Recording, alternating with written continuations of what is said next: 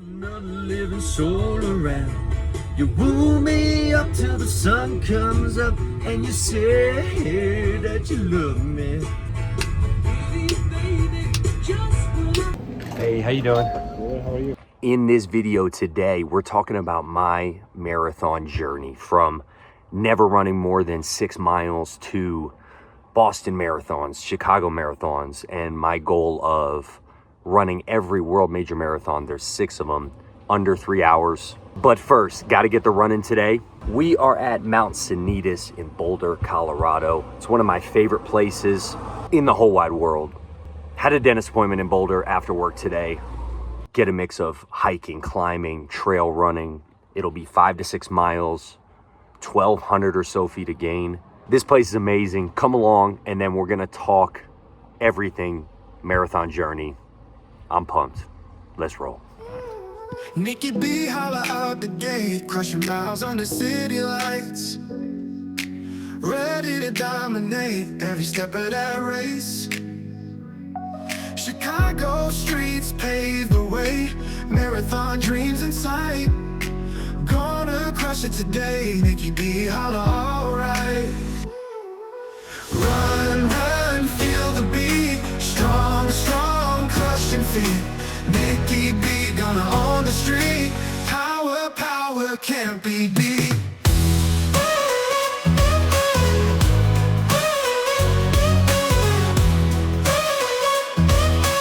Power, power, can't be beat. Face up in the...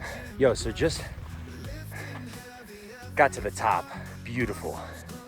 What's been really cool is seeing so many people out here, you know, after work, middle of the week, but you got people of all ages. You know, end of the day, what matters is you're giving your best. You're coming out, trying. Maybe you fail, maybe you stumble. You come back again the next day, you try again. You get pretty good results by doing that over and over and over again. But what doesn't matter is what other people think, what other people say. Fuck all that, man. And once you let go of that and caring about that, now you're just out here trying. And those are the people that I fuck with.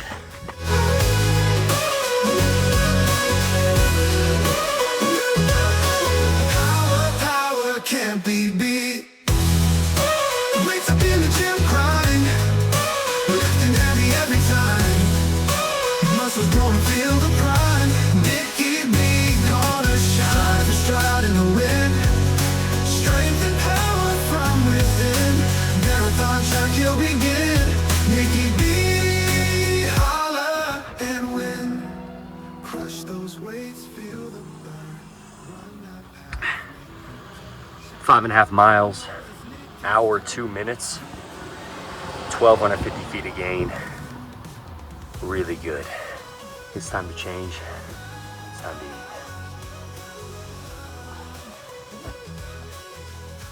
Power can't be beat.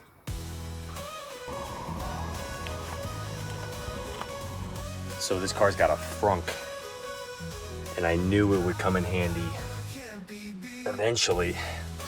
I just never knew what for. Oh yeah. I always used to throw my stuff in my trunk and often forget about it, and my car would smell like shit. So the frunk, multi-purpose. So at the risk of turning into a Chipotle burrito bowl, I'm not gonna get Chipotle tonight for dinner.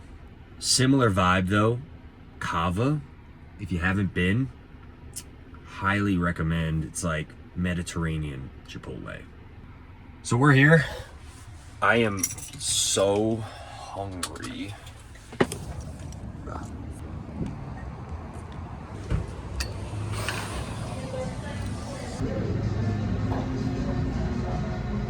All right, got the bowl.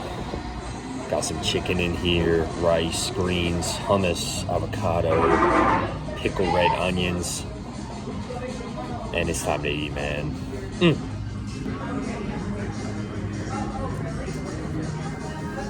What's going on?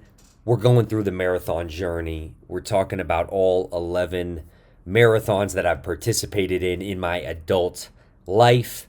And really, it's been the last 6 years or so. But for me, learning about and hearing about other people's stories helps me change my perspective, grow, learn, and be better myself. So I want to just shed a little light on my story as it pertains to marathon running specifically. It's not something I've always done.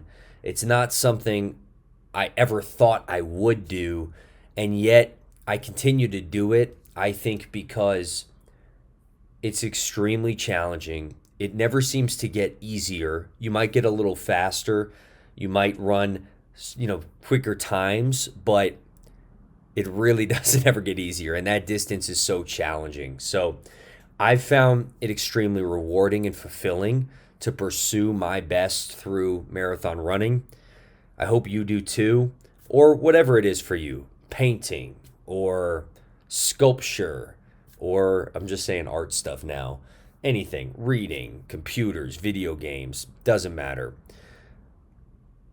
I hope you get a little something from my story here. I'm going to go through all 11 marathons that I've run and a small lesson I've learned from each.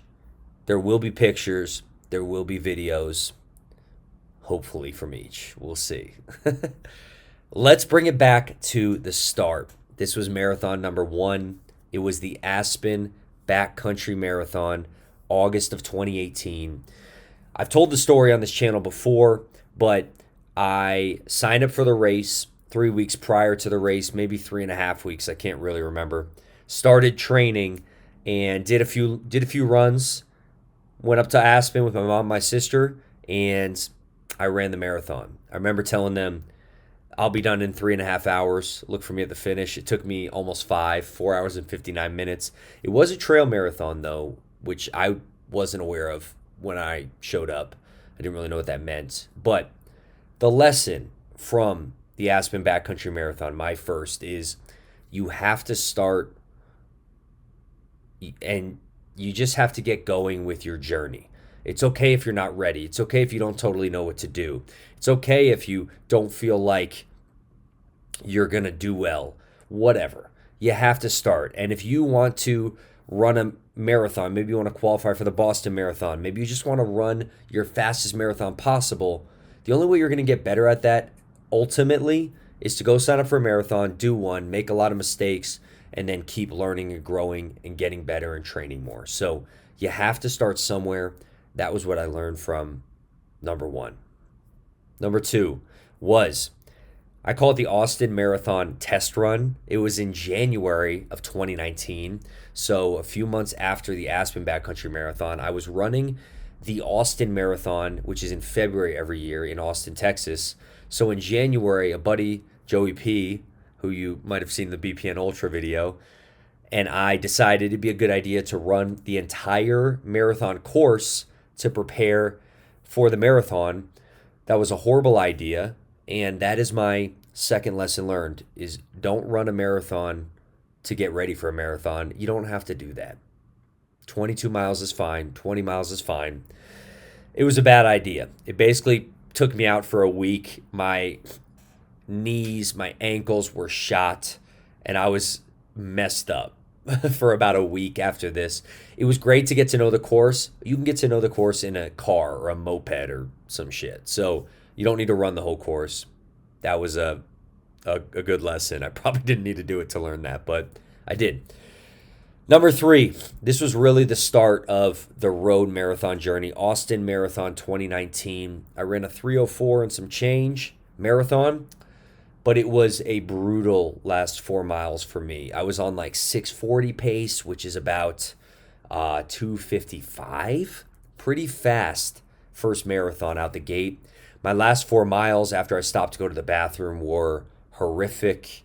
About 9-minute miles thereabouts to finish, and I was absolutely wasted.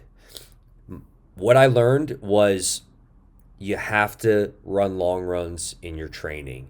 My longest run, other than that test run I just mentioned, was a 14-mile run around Austin. Not going to cut it. And in a little bit, you'll see the fruits of this lesson play out. But I'm getting ahead of myself. Number 4 was actually a 50 miler. It was self-titled the Ladybird Lake 50 miler. Joey P, myself, and his boy Logan, we all got around Ladybird Lake and we ran 50 miles just on a Sunday for funsies, I guess. Seemed like a fun challenge, and we did it. What did I learn from the Ladybird 50? Well, I learned lots, but I think number 1 is you are capable of a lot more than you think you are, and you're only going to figure out those capabilities and possibilities by stretching yourself, challenging yourself, and going and doing something maybe you don't think you can do. I mean, Joey did that 50 miles on hardly any training, which is, I mean, unbelievable when I sit back and think about it. I had the marathon base and everything, so I was able to do it. But, at the end of the day, you can say till the cows come home, I can run 50 miles. Until you actually do it, you don't know. So go out, do it. You're capable of more than you think you are. Okay. The fruits of that lesson I talked about earlier, the Austin Marathon in 2020. This was my 5th marathon. I ran a 2:52:47 marathon on this day. It was a phenomenal day and one of the most special races I've ever been a part of.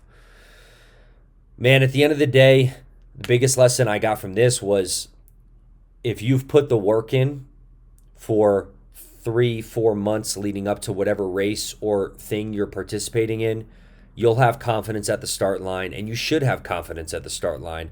And smaller factors, at the end of the day, if you've put that work in, that time and energy in, you'll have confidence on the start line. You'll perform.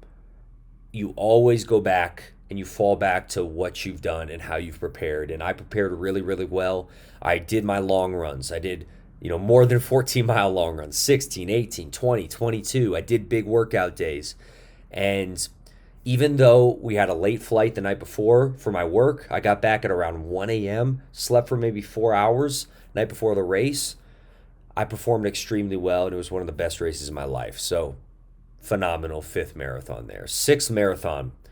We had COVID right after that Austin Marathon 2020. So a little weird hiatus thing going on there.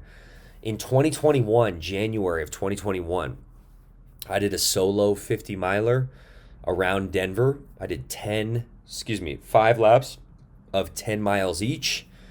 And you know what? At the end of the day, what this taught me is if you want to do something, you can do it. And you just have to get out there and try and do it. And, it was just a random Sunday. I said, today I'm running 50 miles. It was part of a fundraising effort for an Ironman I wanted to do later that year. So I went out and I did it. I was not running a lot at the time, maybe, honest to God, 5 to 15 miles a week. And I went out, did 50 miles. It took me 10 hours and 20 minutes. And it was extremely painful. And looking back on it, man, I'm really proud of that day just for deciding, putting my mind to this is what I want to do, and then showing up, doing it, and pushing through when it got a little difficult. All right, we're jumping ahead now to the next year, Boston Marathon 2022. A couple things I learned from this, but main lesson was you need to run slow for the majority of your training. Up until that point, which is wild to think I'd done, this is my 7th marathon, I'm still running fast, meaning for me, like under 7 minutes per mile or thereabouts, low 7s per mile, which is above my zone 2 heart rate for sure, too fast. I was doing that for the majority of my easy runs, which what I learned is your body's just going to break down. It just cannot take that for an extended period of time, and that's exactly what happened to me. I was sick and I was injured for a decent portion of this buildup.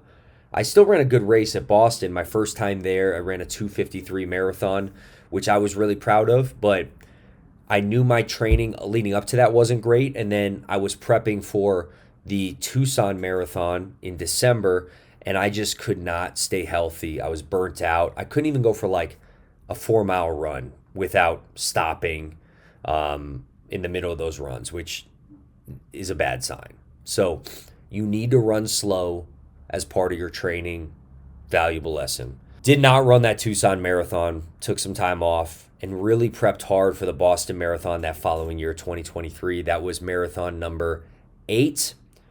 And this is more a race-specific lesson, but I learned races are going to be way more pleasurable. Races are going to be way more fruitful, and you're going to have just an all-around better experience, probably a better time as well, if you start a little slower and then you speed up in the second half of the race. And if you have the training and you have the base to do that, that's how you should run your race. I think a lot of runners, example A right here, get in the mistake of they come out way too fast in the race, and then the last 4 to 6 to 8 miles, whatever it may be, maybe the last half of the race is hell.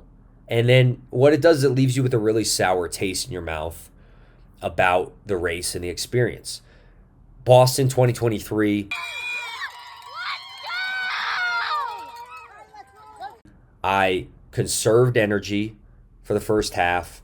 I ran the hills, which is miles 16 through 20, conservatively. And then I finished really, really strong with my fastest 6 miles of the race, finishing the race. I even split that race running a 250, basically a 125, 125 half. And it was a fantastic day and a great experience. So a little race strategy there was my lesson from number 8. Number 9 was the Chicago Marathon last year, 2023. Interesting lesson here. I wrote down stretch and strengthen your legs. I ran into a major issue with my knee and knee pain. Really, it was IT band syndrome manifesting as some knee pain on the outside of my right knee. And really what that was, the root cause was lack of flexibility, so super tight glutes, and lack of strength in my glutes. So the solution there was strengthening the glutes, with specific exercises for those, but also bigger compound exercises like back squats and lunges and split squats, and then flexibility as well. I mean, just sitting in a figure 4 or pigeon pose to stretch out my glutes has made a world of difference. So really, I wasn't healthy for about the last 6-7 weeks of that build. I still ran a 251 marathon at Chicago, which was awesome. Negative split the race by 2-3 minutes. It was a fantastic day, but I know, like, what's frustrating is when you have a faster time in you. You know you've worked so hard and just the training didn't really line up. So that's what I learned from that. Number 10 was the Boston Marathon this year. Man, I felt really confident. Like I mentioned earlier, when you put in the work, I put in so much work for this race, and frankly, I learned, like, you can do too much. You can train too long at too high of an intensity where you come out race week, race day, just flat, heavy legs, and just not in that peak fitness for race day. I ran a 117 half marathon in February, which frankly, I was probably around peak condition then. And that was about 2 months before the race. So obviously didn't time that well. Obviously was doing too high of intensity work too early. And the results of that, I think, was I just peaked way too early. So trying to learn from that with my Chicago prep that is actually starting next week. Last one, most recent one. If you've been following the channel, you saw probably the video. If you haven't watched it, I'll put it in the description. The BPN 50 Mile Ultra was my last marathon, ultra marathon. I just count them all the same. Sounds better to run 11 than 8. But my lesson here was whatever race you're running, whether it's a half marathon, a marathon, an ultra marathon, a 100 miler, whatever, you have to train specifically for that distance, and you have to make sure that your training is specific to what you're going to be doing in the race. if you're running a trail marathon, it doesn't make a lot of sense to run on flat roads all the time. You need to find a way to simulate that trail as best you can. And for me, I just, coming off the Boston Marathon, feeling a little overworked. I should have put more time into just running longer runs, even if that was taking a portion of the week off and then going for a 25, 30-mile run on the weekend. I just didn't do enough of that. I did a 25-miler a few weeks after the Boston Marathon, and that was my longest run leading into this 50-miler. And I just, down the stretch of that, like I didn't, I had some stomach problems and stuff at the beginning. Forget about that. But like down the stretch, the last 20 or so miles, my legs just were tired, and I didn't quite have the legs to finish how I wanted to, and in a time that I think I can do in a 50-miler.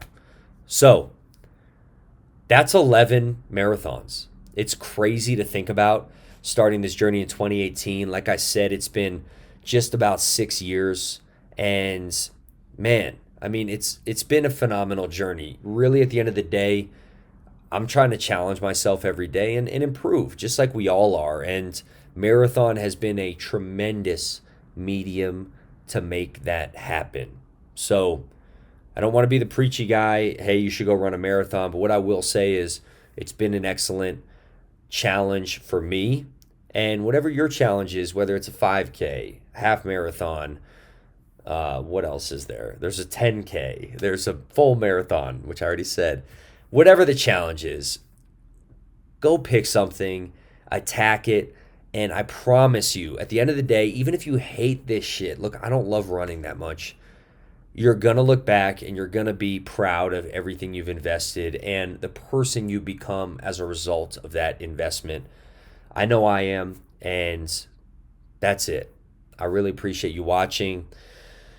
Hopefully the visual aids helped on this one a little bit. We'll get back to some day in the life vids, and then we're starting Chicago Marathon training next Monday. I'm pumped. I'm already kind of getting in the zone. Got a little speed workout tomorrow that I'm excited about. So definitely follow along the channel if you're interested in that. It'll be a 12-week build to Chicago. I'm going for a sub 250 marathon. I know I got it in me, and I hope you'll follow along. Thank you for watching. Please subscribe if you haven't already. I'd really, really appreciate it. And definitely holler at me in the comments if you want to see anything or have any questions. I love reading those and responding. So appreciate y'all, and I hope you have a great week. And go challenge yourself, man. Peace. And holla!